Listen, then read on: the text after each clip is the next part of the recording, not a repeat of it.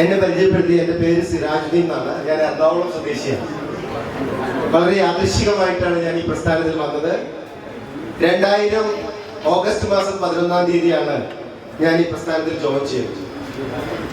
എന്നെ ഈ പ്രസ്ഥാനത്തിലേക്ക് കൊണ്ടുവന്ന എൻ്റെ പ്രിയപ്പെട്ട കൂട്ടുകാരൻ, നേരത്തെ അദ്ദേഹം പറഞ്ഞു അദ്ദേഹത്തിന്റെ കഥ, കല്യാണം കഴിച്ചിട്ടില്ല, ഭാര്യ ഉണ്ടായില്ല, വീടില്ല എന്നൊക്കെ പറഞ്ഞല്ലോ. അദ്ദേഹമാണ് എന്നെ ഈ പ്രസ്ഥാനത്തിൽ കൊണ്ടുവന്നത്. ഒരു സുപ്രഭാതത്തില്, ഞാനൊരു ഓട്ടോ ഡ്രൈവറാണെന്ന് ശ്യാം സാറ് പറഞ്ഞിരുന്നു. എറണാകുളത്ത് പാലാരിവട്ടം എന്ന് പറയുന്ന സ്ഥലത്തായിരുന്നു എൻ്റെ ഓട്ടോറിക്ഷ ജീവിതം. 9 വർഷക്കാലമാണ് ഞാൻ ഓട്ടോറിക്ഷ ഡ്രൈവറായിട്ട് വർക്ക് ചെയ്യുന്നത്. അങ്ങനെ ഞാനതിങ്ങനെ, നമുക്കറിയാമല്ലോ ഓട്ടോറിക്ഷക്കാരന് മാക്സിമം എത്ര സ്വപ്നം ഉണ്ടാവും. നമുക്കറിയാം, ഞാൻ ഓടിച്ചിരുന്ന ഓട്ടോറിക്ഷയുടെ ഒരു പ്രത്യേകത എന്താണെന്ന് അറിയാമോ? നേരത്തെ ഹരി പറഞ്ഞ ഓട്ടോറിക്ഷയല്ല, വഴിയിൽ നിൽക്കത്തൊന്നുമില്ല.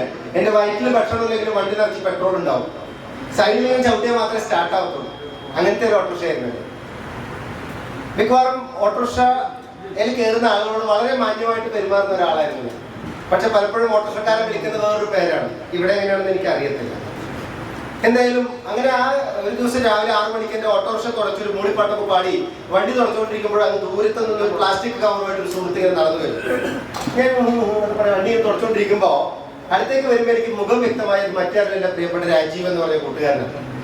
തലേ ദിവസം ഉറക്കം തന്നെ ടയർ ട്രേഡിംഗ് കമ്പനിയിൽ നിന്ന് വരുന്ന ആളെ കണ്ടപ്പോൾ ഞാൻ എൻ്റെ തുണി ആ വണ്ടിക്കകത്തിട്ടിട്ട് നേരെ അദ്ദേഹത്തെ സ്വീകരിച്ചു. എൻ്റെ ബാപ്പ ഒരു ചെറിയ പലചരക്ക് കട നടത്തുക. അതിനടുത്ത് കൂടെയാണ് ഞങ്ങൾ അങ്ങോട്ട് വീട്ടിലേക്ക് കയറി ചെന്നു. വീട്ടിൽ കയറി ചെന്നപ്പോൾ ബാപ്പ ചോദിച്ചു ആരെ പോലെ ചോദിച്ചു. ഞാൻ പറഞ്ഞു എൻ്റെ കൂട്ടുകാരനാണ് ബാപ്പ. രാജീവിനെ ബാപ്പയ്ക്ക് അറിയില്ല, എൻ്റെ ഉമ്മച്ചിക്ക് അറിയാം. അങ്ങനെ ഞങ്ങൾ വീട്ടിൽ കയറി. ഉമ്മ കുറച്ച് കട്ടൻ ചായ ഉണ്ടാക്കി തന്നപ്പോൾ എനിക്ക് ഭയങ്കര ക്യൂരിയോസിറ്റി ആയിരുന്നു, എന്തായിരുന്നു ഈ മനുഷ്യൻ, എന്തിനാണ് വന്നതെന്ന്. അങ്ങനെ അദ്ദേഹം പറഞ്ഞു ഞാനിവിടെ ഒരു കാപ്പിയുടെ പരിപാടി തുടങ്ങി. ഞാൻ പറഞ്ഞു നല്ല കാര്യം. MA സോഷ്യോളജി കഴിഞ്ഞ ആളാണ് കേട്ടോ രാജീവ്. MA ഞെട്ടിപ്പോയി. കാരണം 60 രൂപ, 65 രൂപ, 62 രൂപ ചില്ലറ ഇത്ര പൈസ ഉള്ളു കയ്യിൽ.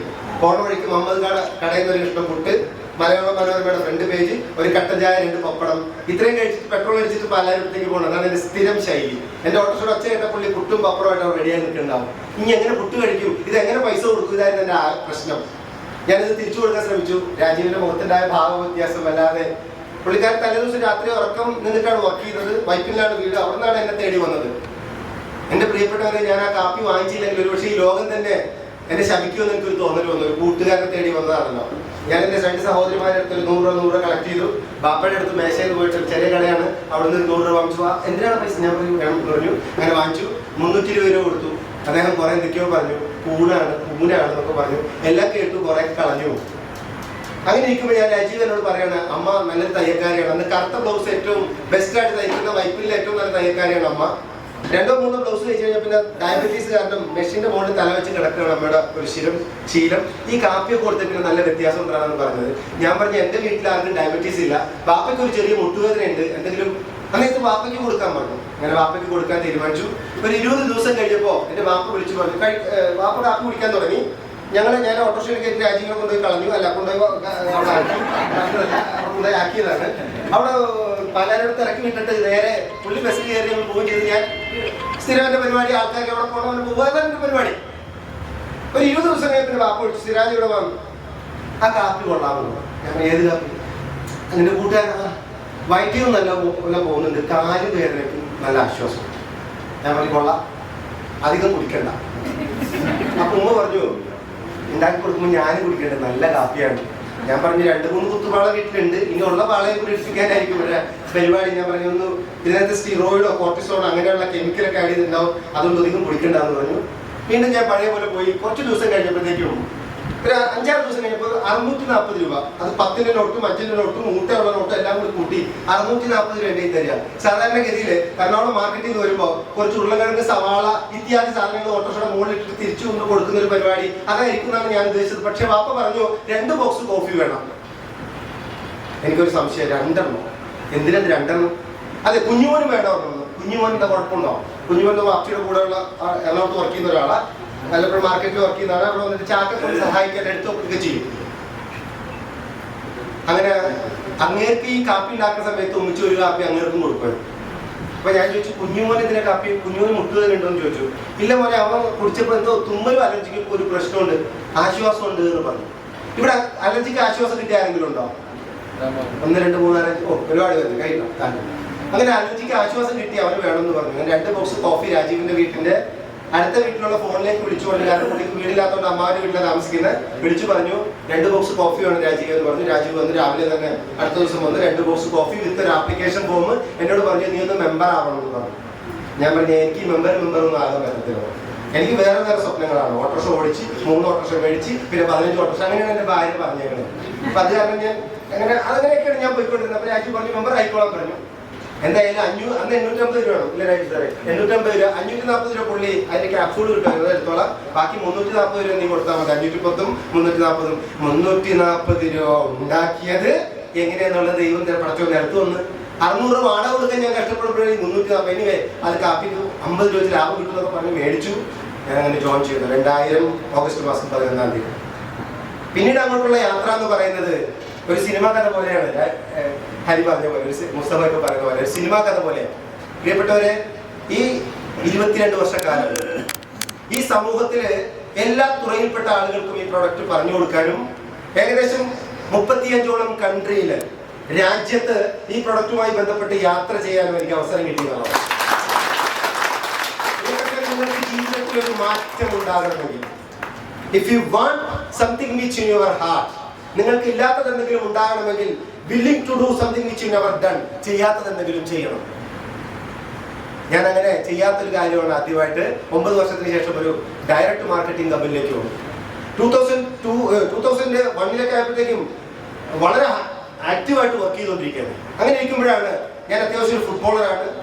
ഞാൻ ഞങ്ങളുടെ നാട്ടിലുള്ള ക്ലബ്ബില് റൈറ്റ് ഫോർവേഡ് കളിക്കുന്ന മലപ്പുറത്തുകാരുടെ ഫുട്ബോളിന്റെ കാര്യം പറയണ്ട. എന്നാലും ഞാൻ ഫുട്ബോളറാണ്. മലപ്പുറത്തുകാരെ എനിക്ക് വലിയ ഇഷ്ടമാണ് ഫുട്ബോളിന്റെ കാര്യത്തിൽ, എല്ലാ കാര്യത്തിലും. അങ്ങനെ ഞാൻ കളിക്കാൻ വേണ്ടി പോകുന്ന സമയം അങ്ങനെ നടക്കുന്ന സമയമാണ്. കാരണം ഓട്ടോ എവിടെയെങ്കിലും പാർക്ക് ചെയ്യുക, വണ്ടിയുടെ ബാക്കിൽ നിന്ന് ബൂട്ടൊക്കെ കെട്ടുക, അവിടെ ഒന്ന് കളിക്കുക, ഒരു കുറച്ച് നേരം 2 മണിക്കൂർ 1.5 മണിക്കൂർ കഴിഞ്ഞിട്ട് തിരിച്ചു പോകും. ഇതൊക്കെയാണ് പരിപാടി. അങ്ങനെ ഇരിക്കുമ്പോഴാണ് ഓട്ടോറിക്ഷ സ്റ്റാൻഡിൽ ഒരാൾ വന്നിട്ട് കൈവിട്ട് വിളിച്ചു. അവിടുത്തെ പരശിക്കൽ ജ്വല്ലറി എന്ന് പറഞ്ഞ വലിയ ജ്വല്ലറിയുടെ ഓണറാണ് ബക്കർ. എടാ ഓട്ടോറിക്ഷയാണോ? അല്ല നീ വന്നേന്ന് പറഞ്ഞു. ഞാൻ റോഡ് ക്രോസ് ചെയ്തു. എന്തായിക്കാന്ന് ചോദിച്ചു. പുള്ളി പറഞ്ഞു നിന്റെ അടുത്ത് എന്തോ ഒരു കാപ്പി ഉണ്ട് ഈ ഷുഗറിനൊക്കെ പറ്റിയത്. ഞാൻ പറഞ്ഞ ഉണ്ട്. ആരാ പറഞ്ഞു? ഷംസീർ പറഞ്ഞാന്ന് പറഞ്ഞു. ഞാൻ പറഞ്ഞു ഷംസീർ പറഞ്ഞു.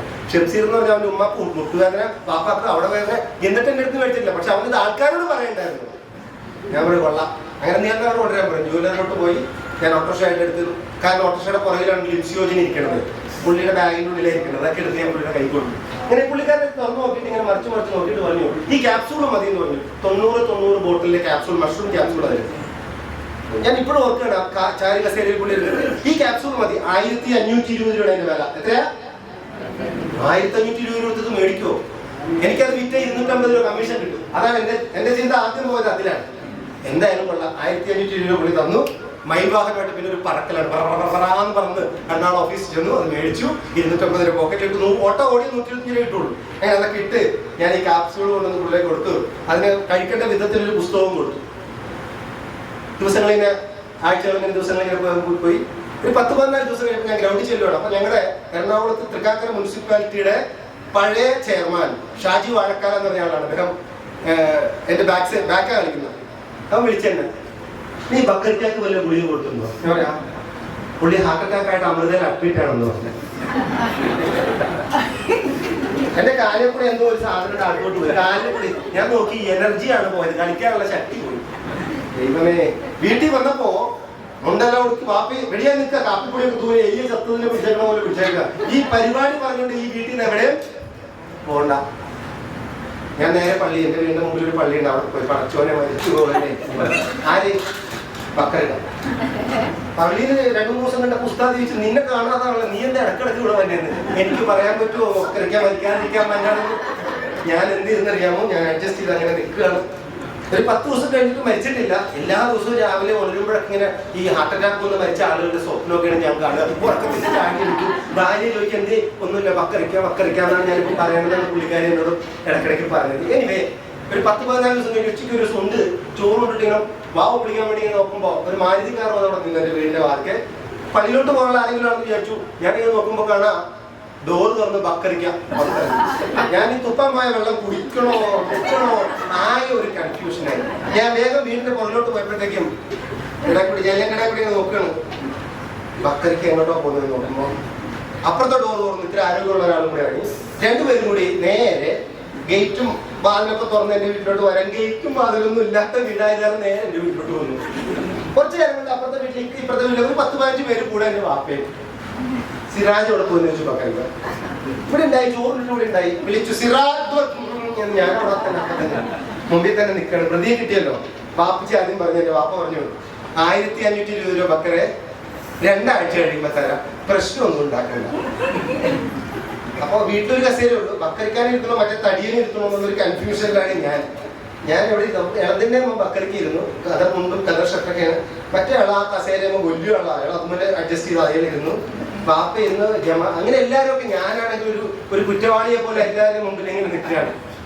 അങ്ങനെ ബക്കറിക്ക് വാപ്പ പറയാണ്, അവൻ ആ പരിപാടിയൊക്കെ നിർത്തി. അപ്പോഴേക്കും ഞാൻ ഡോക്ടർ ഇൻസ്യൂജിനെ പുറത്തോട്ടാക്കിയിട്ട് SLC ബുക്കും പിന്നെ വേറെ സർട്ടിഫിക്കറ്റ് കൈൻ്റെ ഉള്ളിലാക്കി ഫ്രിഡ്ജിന്റെ പുറകിൽ വെച്ചേക്കാണ്. അങ്ങനെ ഇരിക്കുമ്പോഴാണ് ഈ പുള്ളിക്കാരൻ എന്നോട് പറഞ്ഞത്. അപ്പൊ വാപ്പ ഞാൻ ആ പരിപാടി നിർത്തി വെക്കണേ, അടുത്ത നാട്ടുകാരെ കൊണ്ട് പറയിപ്പിക്കാൻ. അതിന്റെ ഇടയ്ക്ക് എന്റെ മൂത്ത ഒരു വാപ്പ അവിടെ വകയിലുള്ള ഒരു അഡ്വക്കേറ്റ് വീട്ടിൽ വന്ന് വാപ്പനോട് പറഞ്ഞു, സൂക്ഷിക്കണം അഡ്വക്കേറ്റുമാരെ, അത് ചെറുക്കം കൊടുത്ത ഗുളിക കഴിച്ച് ബക്കർ ആശുപത്രിയിലാട്ടാ മരിച്ചുപോയ അഴിയുണ്ടാന്ന് കൂടി വാപ്പയോട് പറഞ്ഞിട്ടുണ്ടായിരുന്നു. എനിവേ വാപ്പിച്ച് പറഞ്ഞു ആ പരിപാടി അവൻ നിർത്തി. ഞാൻ പറഞ്ഞു ശരി. അങ്ങനെ ബക്കറിക്കോട്ടെ അഡ്രസ്സ് തരാൻ പറഞ്ഞു. ഞാൻ കമ്പനി പോയി തല്ലിപ്പൊടിക്കാനായിരുന്നു. ഞാൻ പറഞ്ഞു എന്തേ ഇത് അളിയൻ, എനിക്ക് 2 പേർക്കും ആ ഗുളിക വേണം. അപ്പൊ എന്തോ ഒരു സ്പെല്ലിംഗ് മിസ്റ്റേക്ക് വന്ന പോലെ എനിക്ക് തോന്നി. ഞാൻ അത്ഭുതത്തോടുകൂടി ഇനി ഗുളിക വേണോ, ആക്കിയതാണോ, ആകെ ഒരു കൺഫ്യൂഷൻ. ഇടയ്ക്കൊരു മിന്നായം 500 കിട്ടുമല്ലോ 2 കൊടുത്താൽ, അങ്ങനെ ഒരു ചിന്ത ഇടയ്ക്കൊക്കെ വന്നിട്ടുണ്ടായിരുന്നു. എനിവേ ഞാൻ ഈ പ്രൊഡക്റ്റ് തരാന്ന് പറഞ്ഞു. അങ്ങനെ മാരുതിക്കാരനെ പുറകെ എൻ്റെ ഓട്ടോറിക്ഷയായിട്ട് എസ്കോർട്ട് പോയി. ജ്വല്ലറി നിർത്തി ചെന്നിട്ട് ഞാൻ ചോദിച്ചു, ബക്കറിക്ക് ഹാർട്ട് അറ്റാക്ക് വന്നതല്ലേ, ഇത് കഴിച്ചിട്ട് ഞാൻ പറഞ്ഞു, എടാ മോനെ നീ പറഞ്ഞില്ലേ ആ ഗുളിക കഴിച്ച് ഒരു 10 ദിവസം കഴിഞ്ഞിട്ട് നാവിൻ്റെ അറ്റത്ത് ഒരു മരവിപ്പ് ഉണ്ടായിരുന്നു. ഒരു 10-15 ദിവസം കഴിഞ്ഞ് 14 ദിവസം ആയപ്പോഴത്തേക്കും അയച്ചിട്ട് കൂടി. സ്വർണം എന്നൊന്നും പുള്ളിക്ക് പറയാൻ പറ്റില്ല. പുള്ളി ഇങ്ങനെ കുറച്ച് കാറ്റ് വിട്ടിട്ടാണ് സ്വർണം പറയുന്നത്. എനിവേ പുള്ളി വേറെ പുസ്തകം കൊടുത്ത് വായിച്ചപ്പോഴാണ് അതിലൊരു കാര്യം മനസ്സിലായത്. ഇത് ഹൃദ്രോഗമുള്ളവരാണ് നിങ്ങളെങ്കിൽ ഇത് കഴിച്ചാൽ അറിയാൻ പറ്റത്തില്ല. ഹാർട്ട് അറ്റാക്കാണ് ആളുകൾ മരിക്കുന്ന ഒന്നാമത്തെ കാരണം. നിങ്ങൾക്ക് ഹാർട്ടിന് പ്രോബ്ലം ഉണ്ടോ എന്ന് നേരത്തെ ചെക്ക് ചെയ്താല് 60% ബ്ലോക്ക് ഉണ്ടെങ്കിൽ കണ്ടുപിടിക്കാനുള്ള മെഷീനൊന്നും ലോകത്തില്ല.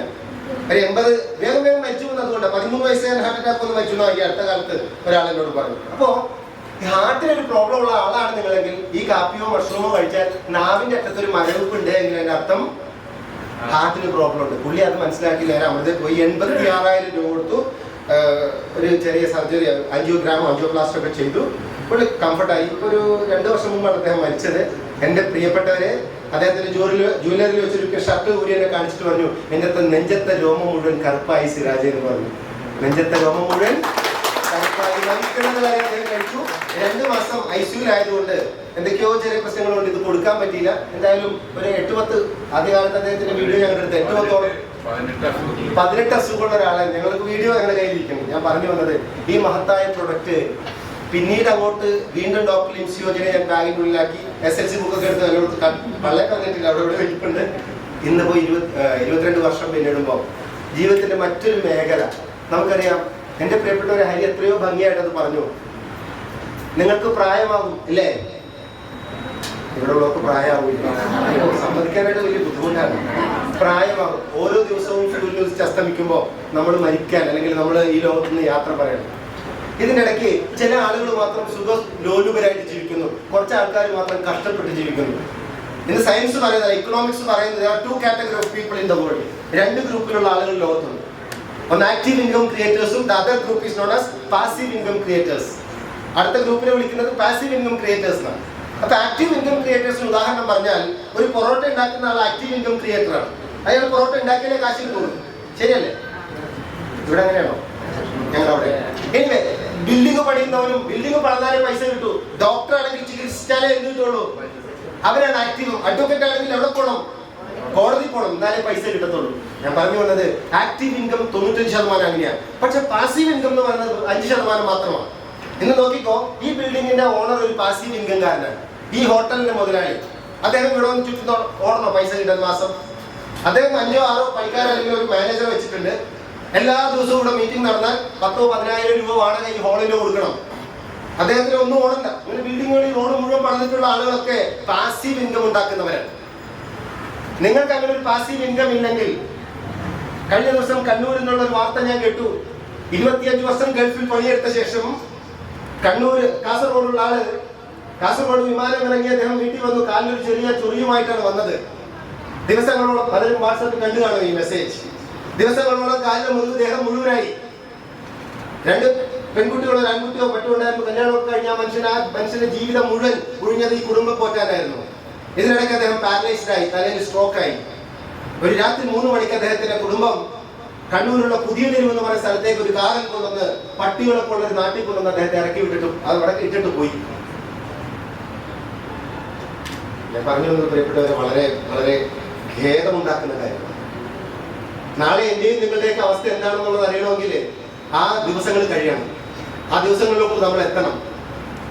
വയ്യാണ്ട് കിടക്കുന്ന അമ്മൂമ്മ രാവിലെ ജോലിക്ക് പോകുന്ന മകനോട് പറയാണ്, ഇതിൽ കുഴമ്പ് മേടിച്ച് തരണമെന്ന് പറയുമ്പോ തീർത്തും വയ്യാണ്ട് കിടക്കുന്ന, ആരോഗ്യത്തോടുകൂടി മരിക്കാനുള്ള അവകാശമില്ലാത്ത ഒരു കാലഘട്ടത്തിലാണ് നമ്മളുള്ളത്. ഞങ്ങൾ എടുത്ത് ആലോചിച്ച് നോക്കിക്കോ. ഞാനും നിങ്ങളും ഒക്കെ ഓടുന്ന കോഴിയെ ഓടിച്ചിട്ട് പിടിച്ചിട്ട് പള്ളിയിലെ മുസ്ലിയാനെ കൊണ്ട് അറുത്ത് കറി വെച്ചിട്ടുന്ന ഒരു കാലം ഉണ്ടായിരുന്നെങ്കിൽ ഇന്ന് ഓടാത്ത കോഴിയെ തിന്നുന്ന പുതിയ തലമുറ. മൊബൈൽ ഫോണിനുള്ളിൽ നിന്ന് തലയൊന്നെടുക്കാൻ എത്രത്തോളം പറഞ്ഞാലും ആകർഷത്തോടുകൂടി അല്ലെങ്കിൽ ദേഷ്യത്തോടുകൂടി നോക്കുന്ന കൊച്ചുമക്കൾ. 14 മണിക്കൂറോളം ഒരു ദിവസം ഒരു കുഞ്ഞിന്റെ കണ്ണ് മൊബൈൽ ഫോണിനുള്ളിലാണെന്നാണ് പറയപ്പെടുന്നത്. 14 മണിക്കൂർ. ബാക്കി 8 മണിക്കൂറാണ് ഉറങ്ങുന്നുണ്ടോ എന്ന് അറിയത്തില്ല. ഞങ്ങൾ വീഡിയോ കണ്ടു കാണും. ഗെയിം കളിക്കുന്ന കുട്ടിക്ക് മാനസിക രോഗം വന്നിട്ട് ആശുപത്രി കിടന്നുകൊണ്ട് ഗെയിം കളിക്കുന്ന വീഡിയോകൾ കണ്ടോ? പലരും കണ്ടു. ഈ പുതിയ തലമുറ എങ്ങോട്ടാണ് പോകുന്നത് പ്രിയപ്പെട്ടവരെ? ആലോചിച്ച് നോക്കൂ. രോഗങ്ങൾ വരികയാണ്. അത് ഉത്തമ ദൃഷ്ടാന്തമാണ്. പ്രതിരോധ ശേഷി കൂടിയാൽ മാത്രമാണ് രോഗം നിർത്താൻ പറ്റൂ എന്നുള്ളതിന് തെളിവാണ് കൊറോണ ഉൾപ്പെടുന്ന ഒമിക്രോൺ ഉൾപ്പെടെ കൺവേർട്ട് ചെയ്തിട്ടുള്ള ഈ രോഗങ്ങളെല്ലാം തന്നെ. ഒറ്റ ബാക്കി രോഗങ്ങളെ 2 ഗ്രൂപ്പിലാണ്. ഒന്ന് പുറത്തുനിന്ന് ഉള്ളിലേക്ക് വരുന്നതും 2 ഉള്ളിൽ നിന്ന് പുറത്തേക്ക് വരുന്നതും. ഈ രണ്ടിനെയും പ്രതിരോധിക്കാൻ ഒറ്റ വഴിയേ ഉള്ളൂ. പുറത്തുനിന്ന് ഉള്ളിലേക്ക് വരുന്ന ഏറ്റവും പ്രധാനപ്പെട്ട രോഗമാണ് ജലദോഷം. എനിക്കുണ്ടെങ്കിൽ ഇപ്പൊ നിങ്ങൾക്കൊക്കെ തരാം. ഞാൻ 4 തുമ്മിയാൽ മതി, നിങ്ങൾക്ക് വീട്ടിൽ കൊണ്ടുപോകാം. പക്ഷെ എനിക്ക് ഹാർട്ടിന് പ്രോബ്ലം ഉണ്ടെങ്കിൽ തരാൻ പറ്റുമോ? എനിക്ക് ഡയബറ്റീസ് ഉണ്ടെങ്കിൽ തരാൻ പറ്റുമോ? എനിക്ക് കിഡ്നി സ്റ്റോണും അൾസറും ഗ്യാസ്ട്രോളും പൈൽസും ഉണ്ടെങ്കിൽ തരാൻ പറ്റുമോ? പക്ഷെ എനിക്ക് TB എനിക്ക് മഞ്ഞപ്പിത്തമോ ഉണ്ടെങ്കിൽ നിങ്ങൾക്ക് തരാം.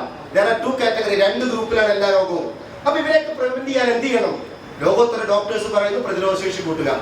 അങ്ങനെ ഓട്ടോ ഡ്രൈവറായ ഞാൻ 35 കൺട്രിയിൽ പോകുമ്പോൾ ഒരിക്കലും അവസരം കിട്ടി. ദുബായിൽ ഒരു ഹോട്ടലിൽ താമസിക്കാൻ അവസരം കിട്ടി. വലിയ ബാഗും കീറിയ ബാഗുമായിട്ട് പഴയ ഷർട്ടൊക്കെ അതിലിട്ടുകൊണ്ട് 2ാമത്തെ വർഷം തോന്നുന്നു ഇല്ല രാജീസ്, ഞങ്ങൾ നേരെ ദുബായില് ഒരു സ്ഥലത്ത് ചെന്നു. എന്റെ അടുത്തൊരു കീ തന്നു. ഹോട്ടൽ റിസപ്ഷൻ കമ്പനിയുടെ എക്സിക്യൂട്ടീവ് എല്ലാം കൂടി 7ാം നിലയിലാണ് മുറി എന്ന് പറഞ്ഞു. അലൈനിലാണ്.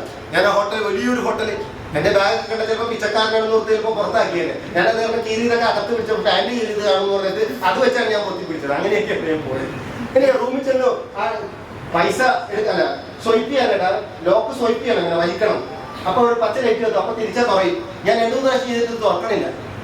ഞാൻ താഴെ ലിഫ്റ്റിൽ ഇറങ്ങിയെന്ന് പറഞ്ഞ് തുറയണില്ല. അവർ കമ്പ്യൂട്ടർ തുറയില്ല, ആരെങ്കിലും ഉണ്ടാവും, മുട്ടി നോക്കാൻ പറഞ്ഞു. ഞാൻ ഓടിച്ചെന്നു, വീണ്ടും കയറി ലിഫ്റ്റിൽ കയറി മുട്ടി നോക്കുമ്പോൾ ഡോർ തുറന്നു. Hi Siraj, coming sir. ഞാൻ പേടിച്ചു പോയത്. വേറെ ആരുമല്ല, 2 ഇന്ത്യൻ പ്രസിഡന്റിന്റെ കാർഡിയോളജി ഡോക്ടർ എസ് രഞ്ജനായിരുന്നു. മുട്ടനാടിന്റെ അല്ലെങ്കിൽ വലിയൊരു ആളുകൾക്കും കിടക്കേണ്ട അവസ്ഥ വരുമല്ലോ എന്ന് ആലോചിച്ചു. 4 ദിവസം അവിടെ സ്റ്റേ ആണ് ഒരുമിച്ച്. ഡോക്ടർ രഞ്ജന്റെ കൂടെ ഒരു ഓട്ടോ ഡ്രൈവറായി ഞാൻ എങ്ങനെ കിടക്കുമെന്നൊരു വല്ലാത്ത മാനസികാവസ്ഥ. വിത്തിൻ ഒരു സെക്കൻഡ് കൊണ്ട് ഡോക്ടറിന്റെ തോളത്ത് ഡോണ്ട് വറി സിരാജ്, നമ്മൾ ഒരുമിച്ച് കിടക്കാം. അടുത്ത ബെഡിൽ ഞാൻ അദ്ദേഹത്തിന് റോബസ്റ്റ് ചെറിയ പാടം ഭയങ്കര ഇഷ്ടമാണ്. നിങ്ങൾക്കറിയാം ഡോക്ടർ രഞ്ജന്റെ കഥ. 2 ഇന്ത്യൻ പ്രസിഡന്റ് KR നാരായണന്റെ വെങ്കിട്ടരാമന്റെ കാർഡിയോളജി ഡോക്ടറാണ്.